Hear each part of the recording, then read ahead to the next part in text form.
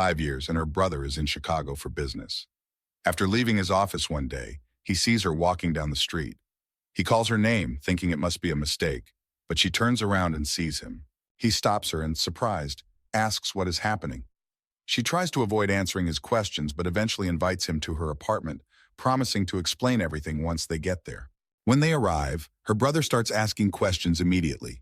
She tells him to give her a moment, as she's going to the shop across the street to buy some cigarettes, because this situation is just as overwhelming for her.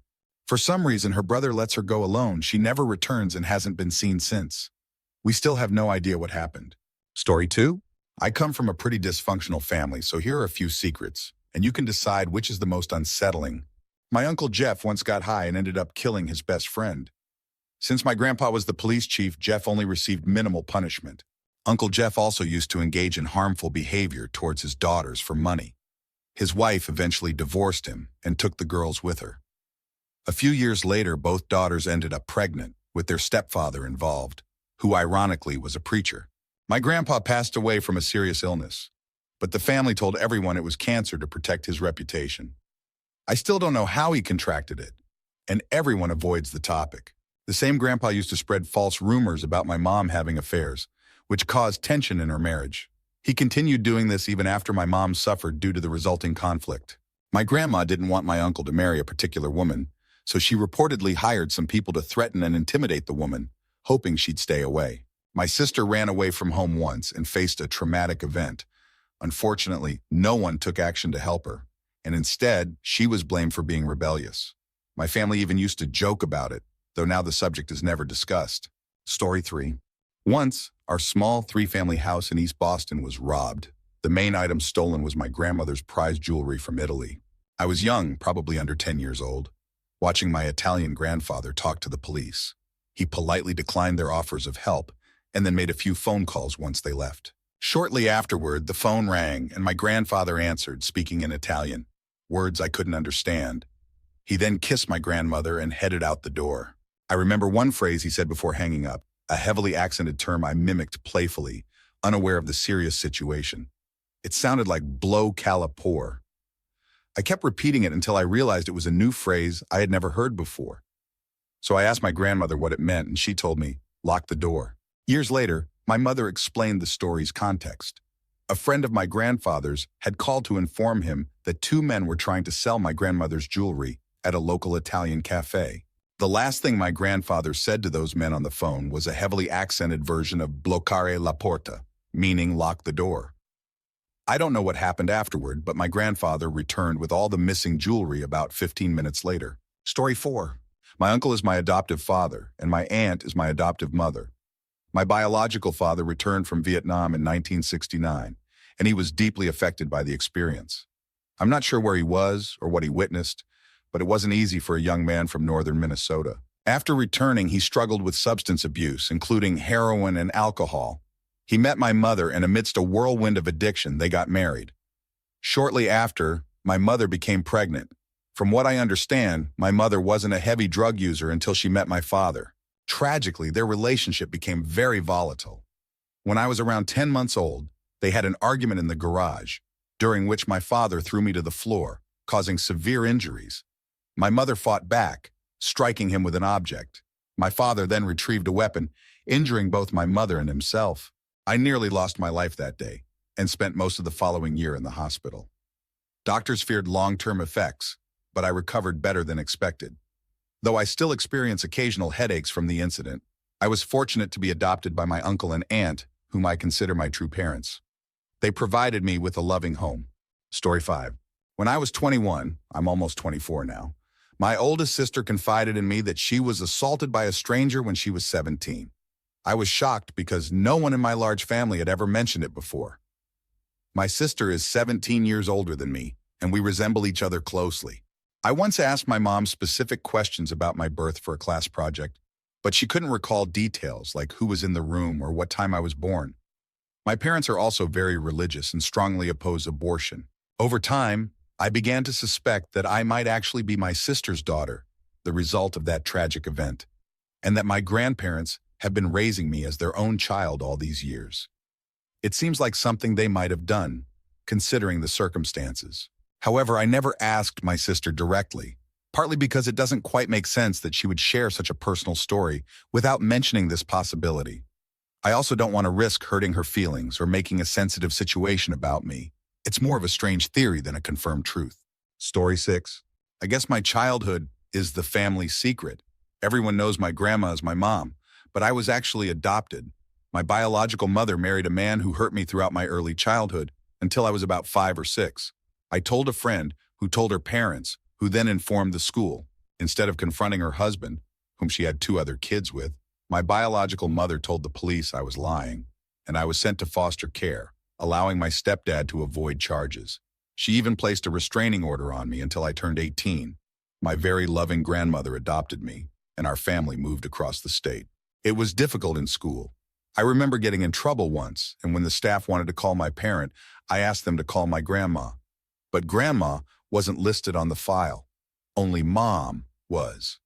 It was uncomfortable being questioned by the vice principal about why I didn't always call my grandma mom. It's just something you don't usually share with others, you know? Sorry if I'm rambling. This is a throwaway account, just in case anyone checks my main account's post history. Story 7. The rumor in my family is that my great-grandma, Gigi, was a black widow. She had 4 husbands, and all 4 died under mysterious circumstances.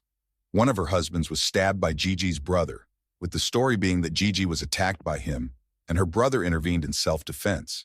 No charges were ever brought against them. My grandma, Gigi's daughter, stopped speaking to her when she was 18 in 1950, and Gigi passed away in 2014 at the age of 96.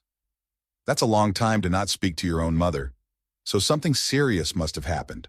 The rumor is that my grandma believed her father was killed by Gigi and that she got away with it.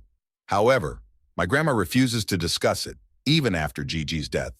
I became quite close to Gigi during the last decade of her life, and she seemed like the sweetest, most typical grandmother you could imagine most of the time.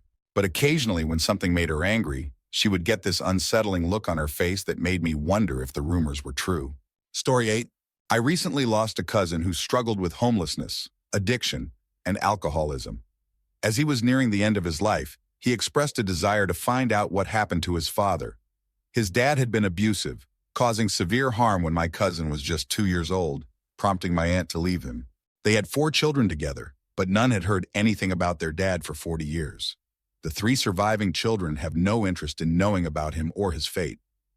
I did some online searching and found out their father passed away about 10 years ago. He had another family that my cousins know nothing about. This second family is well off, while my cousins live in poverty. One of his daughters from the second family lives in our community, and it seems from her social media posts that she attends the same church as one of my surviving cousins. It's possible they know each other, though they'd have no idea about their shared connection. I've decided not to tell them unless I see that their children might end up dating each other. Story 9.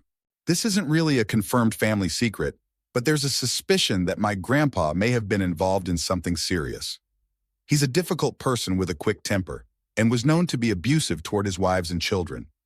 My mom still bears scars from his actions decades later. At one point, my grandpa had conflicts with someone, possibly a local cop or another individual. And weeks later, this person was found dead near train tracks. Years later, my grandpa told my mom something along the lines of, "If you ever have problems with someone, I know how to handle it."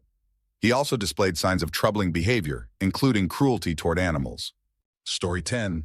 My grandpa has a son from another woman who is the same age as my uncle. The woman named her son after my grandpa as well, so technically I have 2 Uncle Roberts. My mom's side of the family doesn't talk about him. I only found out because my mom let it slip when I was in high school, mentioning that he had just been released from jail and was trying to contact my grandpa. I don't think many of my cousins know about this, except maybe my uncle's children. My grandfather and uncle have a very rocky relationship, and I can imagine my uncle might have told his kids about this to turn them against my grandpa.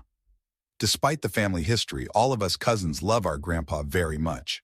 My grandparents have been married for 60 years. I'm not sure how my grandma dealt with everything back then, but she did, and I think that's incredible. Story 11. My mom always claimed she was arrested because of my dad. He smoked a lot of marijuana and apparently stored some in her car, which got her into trouble. My brother and I lived with my dad's adoptive parents for 5 years while our biological parents were in jail. I never really questioned who my real parents were, since I was with my grandparents from infancy until I was about 5, and I assumed they were my parents. Recently, they returned a bunch of my childhood belongings, including some court documents. It turns out we were removed from my mom's custody because of child neglect. The house was described as borderline unsanitary. There was marijuana in the fridge, but not much food, and both my brother and I had numerous bruises. I had a broken rib, and my brother needed treatment for a fractured skull.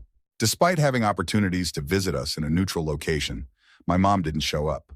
When she was finally granted a few days with us under supervision, she would just drive around aimlessly for hours. For reasons I can't understand, we were eventually returned to her custody. She had a new boyfriend who also mistreated us. My brother has muscular dystrophy, and she treated him like a child, even though he was growing up.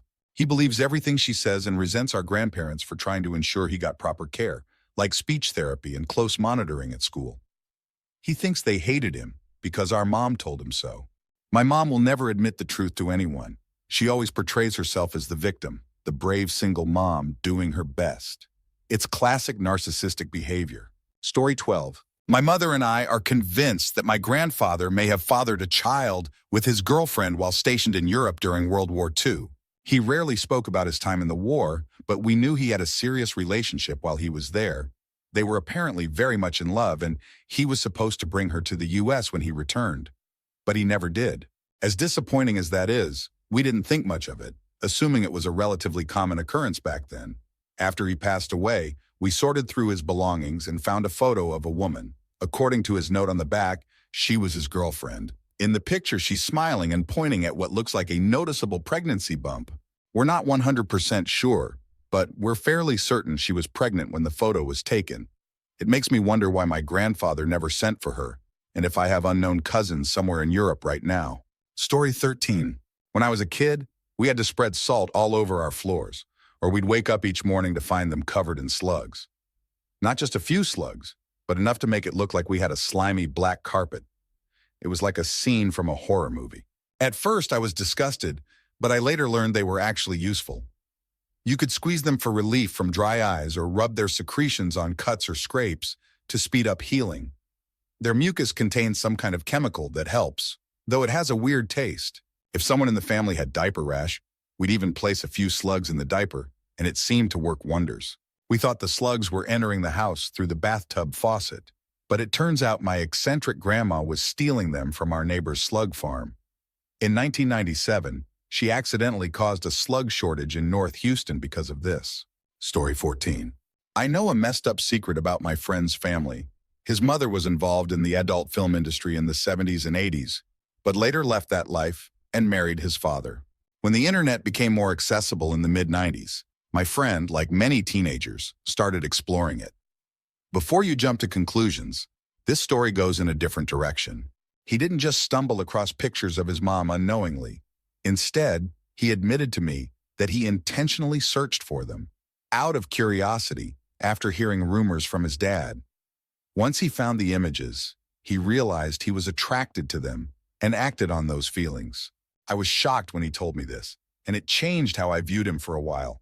However, he eventually showed me one of her old films, grainy and definitely from another era, which from a teenage perspective was more exposure than we were used to back then.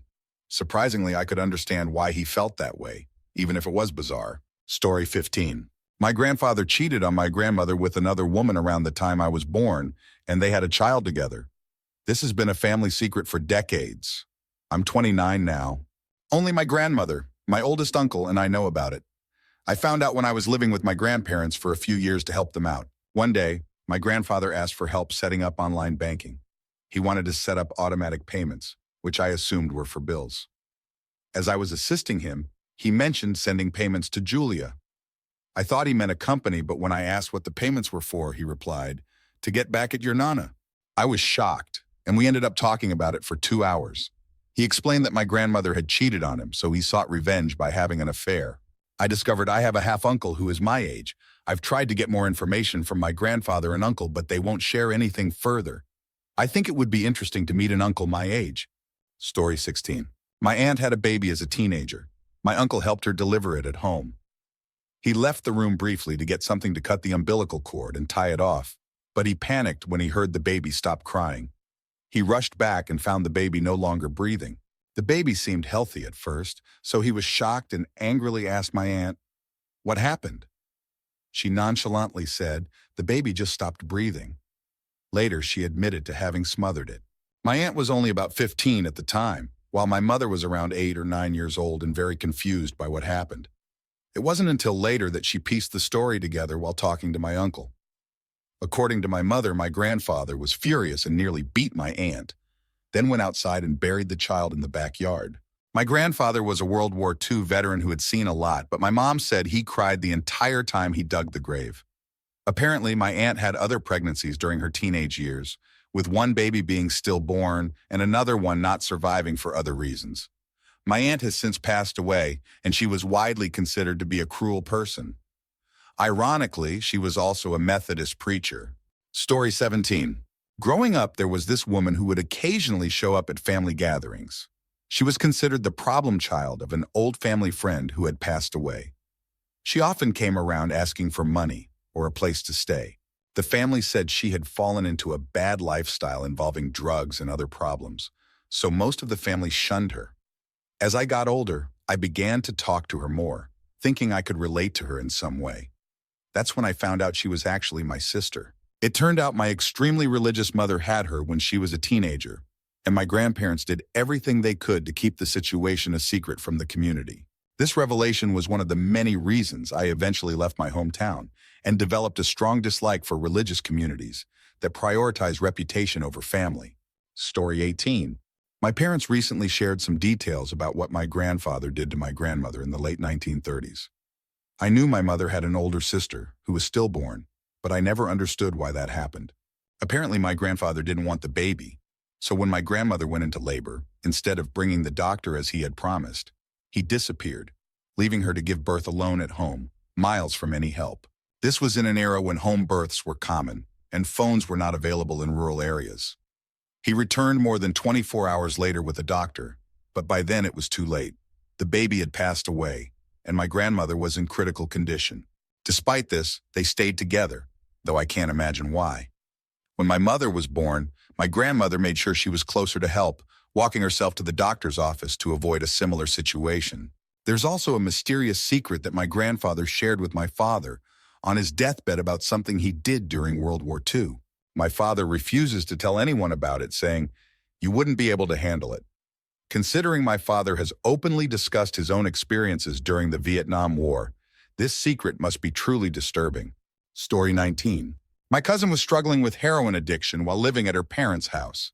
Once they discovered her addiction, they sent her to a treatment center without doing much research. After dropping her off, the treatment group took her to a big city and started trying to convert her to a new belief system.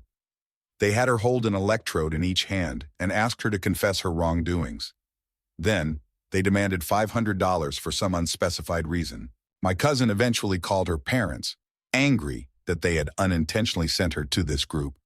Her parents were shocked as they had no idea.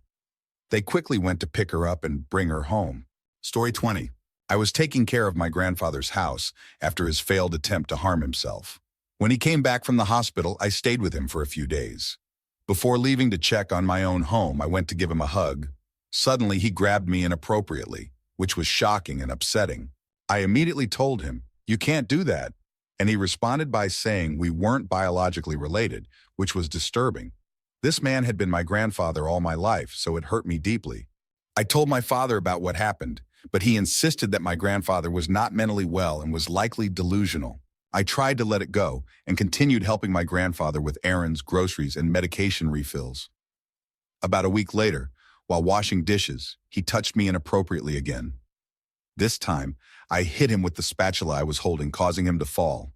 I helped him to his recliner and left shortly afterward. Neither of us mentioned the incident to anyone else, and I haven't returned since. Story 21. When I was very young, my grandfather on my mother's side was said to be battling leukemia. I remember my mother flying to Iowa a few times to visit him. Eventually, he passed away, and I assumed it was due to leukemia. Fast forward about 18 years, and my brother suddenly asks, "How do you think Grandpa died?" I replied, "Leukemia," but he said, "That's what I thought too. But according to our older brother, he took his own life." Apparently, my mother didn't want us to know the truth. According to my older brother, Our grandfather was very depressed and ended his life with a gun. It was because of his depression that my mom initially flew to Iowa, out of concern for his mental state. I don't have the courage to ask my mom directly, as I don't want to make her relive that painful memory. Whether it's true or not, I fear bringing up such a sensitive topic and causing her more pain. I've tried searching Iowa death records, as I know the county he lived in, but I haven't found anything conclusive. I'd like to know the truth, but I doubt I'll ever be able to ask my mom about it. Story 22. There's a strange joke that my uncles only tell when they've had a bit too much to drink. It involves a sound that's part of the joke, a long, raspy noise, like someone clearing their throat. After every family event, when the day's activities are over, the uncles gather outside, out of sight. While the aunts wash dishes and the cousins play, the uncles sit under the trees, leaning back in their chairs, drinking and laughing. Then one uncle makes the sound, "Show rook." Even though it's dark, you can imagine him making a hand gesture, moving sideways in front of his neck. The aunts smile and shake their heads at the noise. Men. The cousins mimic the sound, running around and laughing. The uncles lean down, teaching the younger ones to make the sound and gesture. It becomes a sort of family tradition, passed from one generation to the next. When asked about its meaning, the uncles always say they'll tell us when you're older. It's a story they promise to share later, keeping it mysterious and secret. On the summer I turned 18, I finally heard the full story. My uncle said it was from the war when they were all in the same regiment. They were captured and forced to work in a labor camp. Every day, they feared for their lives under the watchful eyes of a ruthless officer. The officer had a brutal routine. If he found a woman he desired, he'd force her into a humiliating situation before taking her life. The sound, "Show rook," was the noise made when the officer would commit the horrific act. But one day, as he was attempting this, he accidentally harmed himself in the process, ending his own life. The uncles always viewed that moment as the symbol of unexpected survival, a terrible act that somehow led to their escape from a grim fate. Now that sound is the family's secret code for hope. It's a reminder that even in the darkest moments, something unexpected might save you. Story 23. When I was 17, my father broke down and shared a difficult truth with me. He had another child, born 16 months before me, with a woman who wasn't my mother. This happened during a brief separation between my parents, and everyone in the family knew, except for me. My half-brother was raised entirely by his mother, and my father didn't meet him until he was 13 years old, all while living a seemingly normal life with my mom and me. Even my mom was aware of his existence. My parents had come to an agreement. As long as my dad had no involvement with his other child, they could make their marriage work. Whenever we visited my grandparents, they would hide photos of my half-brother to keep me from finding out. It was a family-wide secret. I've always felt some guilt, knowing I was the child my father chose to raise. But thankfully, my half-brother and I have formed a close relationship, and my father has been making an effort to build a bond with him over the past few years. Story 24. I have a great uncle who is, frankly, a terrible person. He's a preacher for some church, but I'm not even sure which denomination it belongs to, and I doubt he follows any real religious doctrine. He's the biggest hypocrite I know. He acts self-righteous and condemns other religions. He won't welcome anyone into his church unless they are donating money. Most of my family is Roman Catholic, and he once told one of my aunts that she, along with the rest of us who follow such a heathen religion, is doomed. He even said he'd be up in the castle, higher up in heaven than everyone else. Regardless of someone's beliefs, that's just wrong. He also insulted my grandpa, his brother-in-law, for asking him to pray before undergoing surgery for an aneurysm. You'd think a preacher would offer comfort, but apparently not. But that's not even the worst of it. My great-uncle used to sell drugs, serious drugs, and he made his nieces and nephews deliver them. We're talking about things like crack and heroin. To make it even worse, he molested at least 2 of my aunts when they were young. They only came forward about it recently because they felt guilty for so long. His son also assaulted one of my aunts. Despite all of this, my family continued to interact with him for years to avoid causing a rift. Much of this information, like the abuse, only came out recently. However, most of the family knew about the drug dealing, even if they didn't know he was involving the kids. The real breaking point was when he started bad-mouthing my grandparents about their religion. That's when my grandparents learned about everything else, and they finally cut ties with him. It was about time. He always gave me the creeps as a kid. Story 25. About 3 years ago, my mother tried to harm my daughter by depriving her of water. We were at a family picnic, and my mother gave my son food and water when he asked. But my nonverbal 2-year-old daughter got nothing. It took us a while to realize what was happening. It was actually my 5-year-old son who pointed it out. I couldn't imagine telling a toddler, "No, you can't have water." When I confronted my mother, she told my wife and me that my daughter didn't deserve it because she wasn't the firstborn. I was furious and ready to physically confront her, but my dad was there and defended her verbally. By the time we intervened, my daughter was so dehydrated that we had to force fluids into her. She ended up needing a hospital visit and an IV, which was traumatic for a 2-year-old. We've only spoken to my parents twice since at my grandparents' funerals, and they haven't seen either of my children since that incident. Once my mother tried to visit our home, but I told her that if she ever tried to contact my kids again, I'd call the police and defend my family if necessary. It may sound dramatic, but I mean it. My kids will decide how they feel about their grandparents when they're old enough. But until then, it's my responsibility to protect them. Story 26. My mother's biological father married my grandmother while he was stationed in Chicago. When they found out she was pregnant, he left and returned home. My grandmother managed to figure out where he lived from the limited information he had given her, so she took a train to confront him. This happened in the 1940s. When she arrived, his sisters met her, explained that he was already married with children, and handed her about $800, a significant amount at the time, suggesting she take care of it, get an abortion. My grandmother was devastated. Instead, she decided to use the money to return to Chicago and start a new life for herself and my mother. So, the big secret in our family is simply that my mother exists. A few years ago, I had a cancer scare and signed up for a genetic testing website. Someone reached out, claiming to be my third cousin, but didn't know how we were related. After comparing names, we realized we were connected through my mom's biological father. We figured out his identity about 5 years ago. He had since passed away, but was a prominent figure in his state. He served as the state's attorney general for over 20 years and was well known in society. If it had come out that he had an illegitimate child, it probably would have ruined his career. Story 27. My aunt passed away a little over a year ago. My dad's side of the family is large, as he has or had 7 siblings, so there were many cousins and extended relatives at the funeral. During the event, I was having a relatively serious conversation with one of my cousins when a man, likely in his 50s, approached me and started talking. He gave off a very creepy vibe, so I responded briefly, hoping to get away from him as quickly as possible. I noticed that my grandma was completely ignoring him. She outright pretended he wasn't there whenever he tried to engage with her. A few days later, I overheard my dad talking to the cousin I had been speaking to at the funeral, and I managed to catch some of their conversation. It turns out that this man is actually the child of my grandmother and my deceased aunt's husband. My grandma had an affair with him while my grandpa was in jail. However, she refuses to acknowledge that it ever happened, which is why she gave the child up for adoption and refuses to even look at him now. Story 28. One of the most tragic events in my family's history happened when my mother was young. She was visiting her 3 cousins at her aunt's house, who was dying of cancer. Her cousins invited her to stay the night, but fortunately, my grandma decided against it, and they went home after dinner. I don't know if it was the stress of his wife's illness, but my mother's uncle decided that the family needed to join her in heaven. He shot his 2 younger children while they slept. My mother's oldest cousin managed to escape through a window after hearing the gunshots. She ran to a neighbor's house, and they called the police.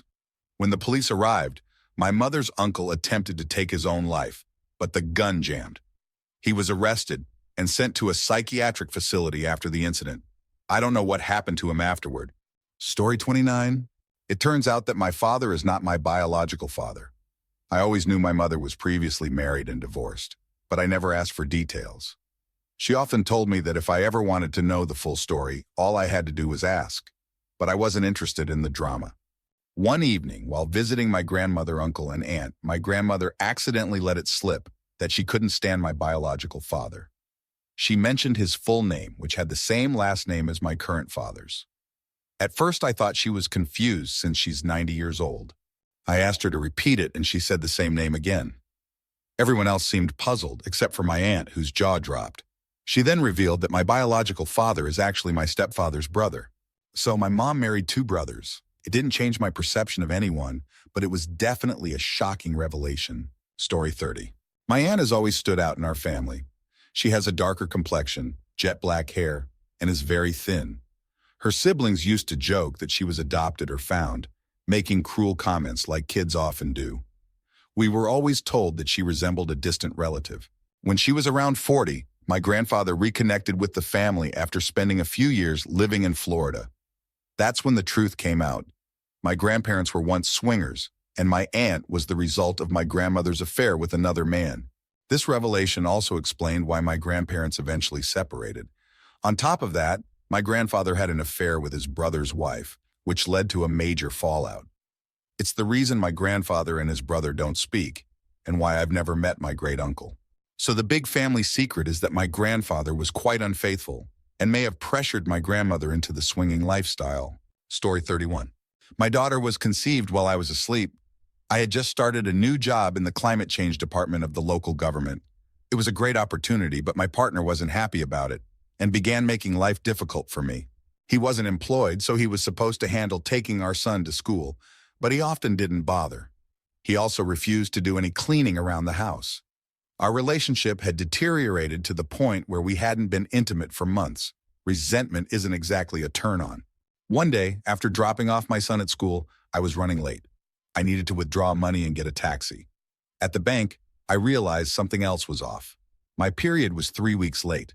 I stopped by a pharmacy to buy a pregnancy test, fully expecting it to be negative because, well, you need to have sex to get pregnant. To my shock, both tests came back positive. I sat there for an hour, stunned. My partner knocked on the bathroom door, and I asked him how I could possibly be pregnant. He admitted to having sex with me while I was sleeping and said that he had a feeling I would get pregnant from that encounter. I didn't go to work that day. The next day, I explained the situation to my boss, who was understanding. The pregnancy was tough, and I received no support, as I was single by then for obvious reasons. I had to leave my job due to low blood pressure, leg swelling, and dizziness. Unfortunately, I hadn't been employed long enough to qualify for maternity leave. Despite everything, I tried to put my feelings aside and allowed my ex to have contact with our daughter. She stayed with him and his mother 3 days a week. I assumed she would be safe since his two sisters also lived there. But I was wrong, and I will never forgive myself for that misjudgment. When my daughter was 3 months old, he harmed her, though he didn't confess to me until a few months ago. He no longer sees her, and his family cut off contact with him as well. As far as I know, he is homeless now. My daughter will never know the details of how she came into this world or why her father isn't in her life. Story 32. My maternal grandmother had a habit of stealing whatever she could fit in her purse. This is why she rarely came to our house. My mom would always confiscate her bag and coat when she did. It's also why either my mom or dad would go back into restaurants with her while the rest of us waited in the car. It was later explained that this behavior was likely a result of living through the Great Depression. My mom's brother once partially burned down their home to avoid being drafted for the Vietnam War. He succeeded, but later, he was committed to a specialized care facility for schizophrenia, perhaps a precursor or consequence of his actions. There's also a strong suspicion that my mom and my aunt suffered from schizophrenia, though it's impossible to confirm now. My mom was married twice before she met my father. She was forced to divorce her first husband after they were arrested for smuggling drugs across the border. He went to jail, and she received probation with orders to cut all contact with him. She left her second husband because he was abusive and only kept her around to care for his children. After my mom passed away, we discovered that she had maintained contact with all the children from her second marriage. She had saved their high school and college graduation photos, and one of her stepsons had even joined the military. They had grandchildren who considered her a grandmother, and we found some photos among her belongings. We only learned about this months after her funeral, and we had no way to contact them, as my mom wasn't tech-savvy and barely used her phone. My mother had also hidden our baby pictures because my siblings and I chose to live with our dad after the divorce. She claimed someone had stolen them during a break-in, but we later found them buried in her closet. Recently, I found out that my aunt is doing something similar, keeping childhood photos of herself, my mom, and my uncle, along with other family history. I'm not sure if these stories count as secrets, but it felt good to share them. Story 33. Growing up, I was never allowed to go into our basement, where my grandpa spent most of his time. I was never given a clear reason, just that I wasn't supposed to go down there. I assumed that was normal. Didn't everyone have a basement that was off limits? As I got older, I noticed people coming and going from the basement late at night, usually older men with heavy accents. One night, I was woken up by loud cheering and shouting coming from the basement. While this was somewhat normal, it was much louder than usual. I got up to investigate and saw at least a dozen men, all over 60, smelling of whiskey and cigars, carrying my grandpa out of the basement cheering. I had never seen him look so happy. The next morning, I asked my parents about it over breakfast. They flatly denied hearing anything. When I insisted that I was certain of what I saw, they changed their story, saying, "Grandpa had some friends from the bowling club over last night." This continued for a few more years, until my grandpa fell ill due to asbestos exposure and eventually passed away after spending his final months in a care home. Later on, I began hearing the basement door quietly opening and closing at night. One night, I caught my dad coming out of the basement at 4 a.m. I figured he missed Grandpa and was reminiscing down there. One day, when I was 14 and homesick from school, I realized I could finally see what was in the basement, and no one could stop me. The first thing I noticed were 3 very old blackboards with tables written in chalk. The tables were divided into columns and rows, listing names of men and their timed scores. I recognized some of the names as family members and neighbors. The room was dusty and dark, but had a bar with stools and an old desk at the end, complete with a computer. That evening, I confronted my father, and he took me down there, poured himself a drink, and explained everything. Years earlier, Grandpa had watched a news segment on violent video games and became fascinated. He bought a computer and the popular game Duke Nukem, then shared it with his friends, who became just as hooked. They started competing speed-running levels for the fastest times and even placing bets. The weekly prizes were usually alcohol, and this secret competition continued for years without anyone else in the family knowing. When the rest of the family eventually found out, everyone found it hilarious. Judging by the old records we found, a lot of people had been involved in this secret competition over the years, with some bets reaching as high as $1,000. And some of the times were quite impressive. It's not as shocking as some other stories, but it's definitely the most bizarre family secret I know. To this day, my dad and I still play a few levels together over a glass of scotch whenever I visit. Story 34. My mother's first child was given up for adoption because the father left before the baby was born. Later, she had 2 daughters with her first husband, who was a gambling addict. Tragically, he abused the girls for several years. Eventually, my mother either left him or he left her. I'm not sure which. She then met my father and had me and my brother. My father was an alcoholic who left shortly after my younger brother was born. His excuse was that my mom was boring. My mother's explanation was that she had gone to check on him in the bathroom at a bar, only to find him passed out in the urinal. Neither my sister's father nor mine ever paid child support, which probably explains why my mom felt we needed a man in the house. She used a matchmaking service and met the man who would become my stepfather. My stepfather was illiterate and unemployed. Although we were never told exactly what was wrong with him, we knew he was off and received injections from a nurse every 2 weeks. He smoked 100 cigarettes a day. I vividly remember watching in horror as he strangled my sister to the point where I thought she was dead. She fell limp, not moving for what felt like forever, before finally gasping for air, blood spilling onto the floor. I wanted my mom to call the police, but she insisted on keeping him around for childcare while she worked long hours cleaning houses. She made him promise never to do it again. He later suffered a breakdown and received electroshock therapy, but he returned home and the fighting resumed. When I turned 18, my mom finally had enough and disappeared. Since we lived in government housing and my sisters had already moved out, that left only my stepfather, my brother, and me. We were evicted shortly after, as there weren't enough occupants for a 3-bedroom house. Before we moved out, I found one of my stepfather's medical records, which confirmed he had schizophrenia. This explained a lot. My grandfather, the only decent father figure I had, ended up in the hospital just before we had to move. I intended to visit him, but my stepfather convinced me it was nothing serious. I decided to work my shift that night instead. My grandfather passed away that same night, and my stepfather laughed as he told me. My eldest sister had a child whose father left while she was pregnant. She had become very religious and forgave her own father for his past abuse. When he needed a place to stay, she let him live with her in the house she had inherited from our grandfather. Although I don't believe he harmed her son, he left his lighter on the table, which my nephew used to start a fire that burned down the house. My other sister, the one who was strangled, had 4 children, but tragically lost one when she accidentally suffocated the baby by rolling onto it in her sleep. She initially claimed it was SIDS, but later admitted the truth. She struggled with addiction, and we eventually had to remove her other children from her care. Meanwhile, all those years my mom was cleaning houses. She was paid under the table while also collecting disability benefits, claiming her wrist never healed after an old injury. Story 35. My brother and I have different fathers, but the same mother. When we were very young, my brother's dad shot and killed my father and buried him in the Santa Cruz Mountains. He was later sent to prison, San Quentin. Over the years, my mother was vague about the details, but inconsistencies started to emerge. Something drove me to dig into the case when I became an adult. I reviewed the old high-profile murder case files from the Bay Area in 1976. The case was connected to heavy drug use and involvement with the Hells Angels. I discovered that my mother had testified against my brother's father to avoid prison time for her own involvement in the incident.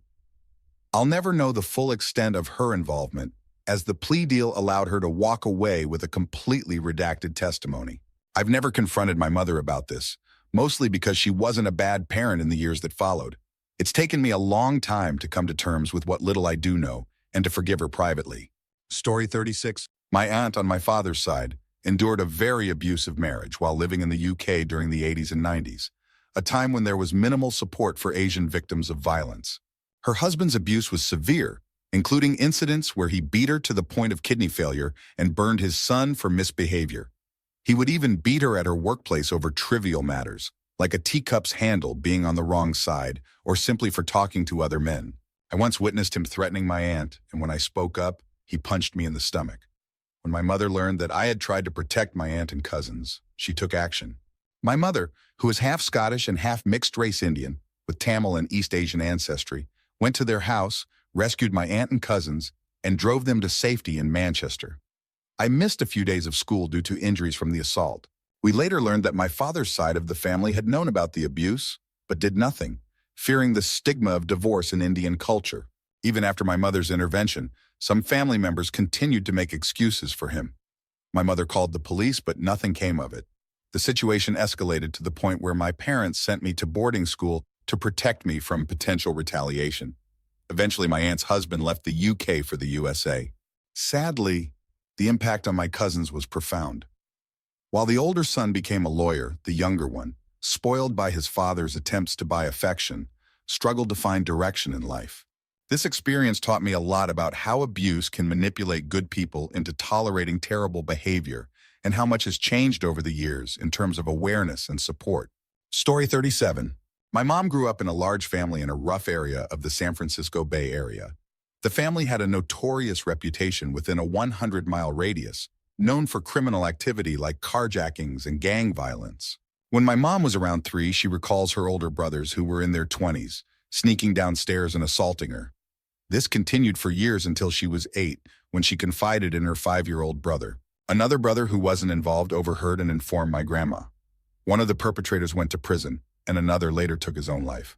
What's especially heartbreaking is that my mom often closed her eyes during the attacks, so she couldn't always identify who was harming her. She remembers only 2 of the brothers specifically. When one of them committed suicide, my grandmother blamed my mom, saying, "He would still be alive if you hadn't opened your legs." Despite this horrific past, my mom is one of the strongest women I know. She hasn't shared her story with many people, but I believe she should write a book about her experiences, as she is one of the kindest and most loving people I've ever met. She managed to graduate from college, raise a family, and keep her children out of trouble, all while maintaining compassion and love for others. It's remarkable how she turned her life around. Story 38. A friend's parents owned a funeral home and had 2 sons. One son was fathered by an employee, making the boys half-brothers, but the son born to the owners never knew this. The owner's son had serious behavioral issues. As a child, he set fire to the funeral home, killing his parents and believing he had also killed his half-brother. However, the employee saved his badly burned son from the fire and hid him in a mental institution for many years. Over the next 20 years, the arsonist continued the family business as an undertaker, mentored by the same employee who had fathered his half-brother. He had no idea of the true relationship between them. The truth came out on national television when the half-brother, now wearing a mask to cover his scars, was revealed to be alive. This discovery sparked a bitter feud between the two brothers over the family business. Story 39.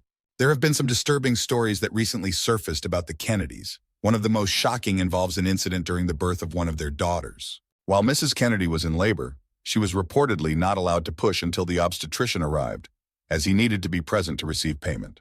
The nurse was instructed to hold the baby's head in place until the doctor arrived, which took several hours. As a result, the baby suffered from severe oxygen deprivation, leading to developmental delays. The family allegedly concealed this incident to avoid public embarrassment. As the daughter matured, the family became concerned about the possibility of her becoming pregnant. Mr. Kennedy proposed an extreme solution, a lobotomy to remove her sexual impulses. Without informing the rest of the family, he approved the procedure. At the time, doctors were still uncertain about the specifics of lobotomies, so the surgeon performed several incisions in her brain, ultimately causing her to lose the ability to speak.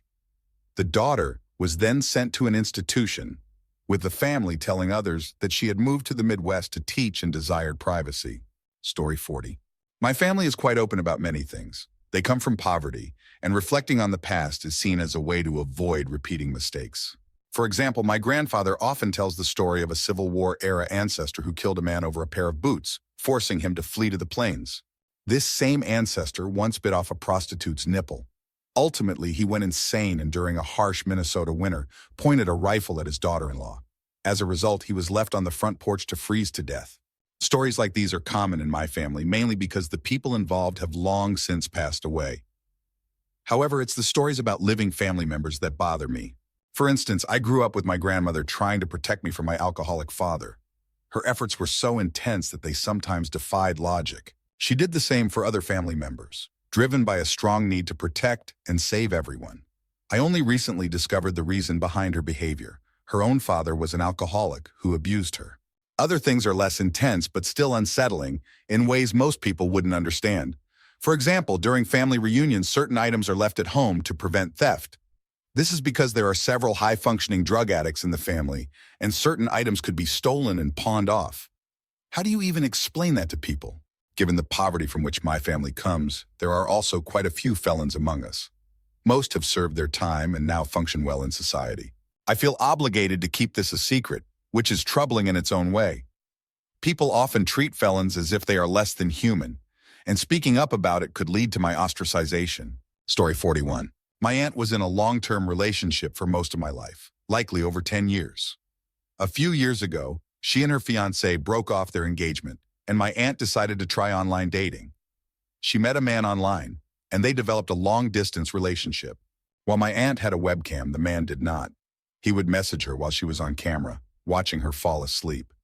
Eventually, she convinced him to talk on the phone, but she was shocked when the voice on the other end was a woman.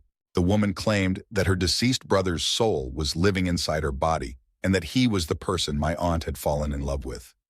Despite this bizarre explanation, my aunt drove from Vermont to Arizona to bring the woman back to live with her and her 3 children. Once the woman moved in, her behavior became increasingly strange.